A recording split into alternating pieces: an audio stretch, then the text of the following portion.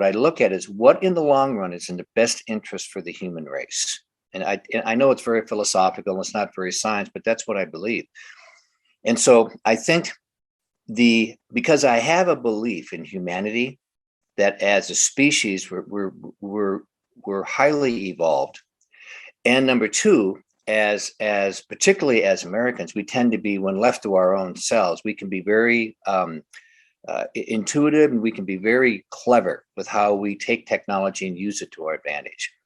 So the first thing I would do, honestly, if it was in my power, even though it might have some short-term negative ramifications, would be, first of all, I would deregulate everything. I would deregulate electricity. I would get government out of it. I would turn it over to the private sector and let the private sector decide what areas of their energy, whether you're talking about energy building or energy use or energy storage, let the public decide what they want to do. There is more than enough constructive capital out there to address these very important issues. And you don't need the government involved. Typically, all they do is they take a cut out of it and they force the rest of us to put money into, pay into a government project at the point of a gun. And then we have very little control over how these things get addressed in the long run. So that's the first thing I would do. I would deregulate.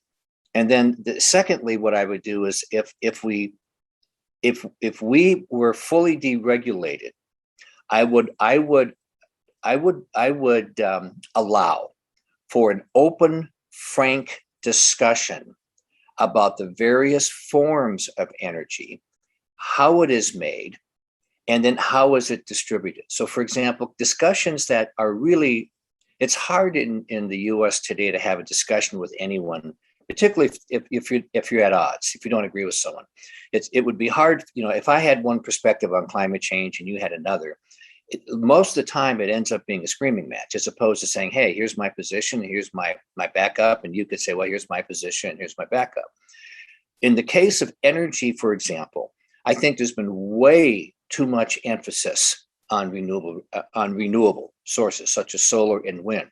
The fact of the matter is that they're not nearly as efficient as hydrocarbons. Not nearly. I mean, it's not even close. And rather than being grateful for what hydrocarbon fuels have done to absolutely transform the way that we live as a society, we try to badmouth it. And the reasons that we badmouth it are, say, for example, pollution. The big issue now is that we're increasing carbon dioxide, for example, in the atmosphere.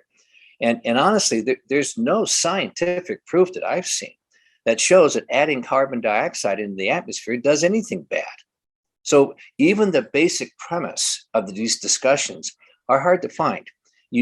I'm finding that more and more science is going from basic science research, which is question everything. There is no such thing as truth when you're talking about science, to where we're going to is just simply consensus. A bunch of people get together and they make a consensus, and then it's considered to be the truth. It's considered to be dogma, and you're not allowed to discuss it. So the two things I would do is, number one, I would get the government out of this altogether. Number two, what I would do is I would then encourage open dialogue about what would be the advantages of moving on to other forms of energy. There's strong arguments on both sides of this. And what would be the advantage of maintaining hydrocarbons? What would be the disadvantage of it?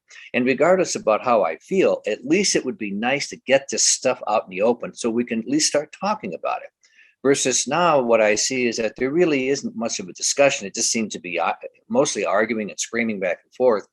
And people have lost the ability in the US today, in my opinion, to debate things openly. And, we can have disagreements. In fact, most people that know me probably disagree with just about everything I say, but it's okay. I got my opinion. But it's when you try to shut down discussions over any issues, particularly on energy, it's that when things get clogged up and then nothing gets done. So those would be the two biggest things I think I would do.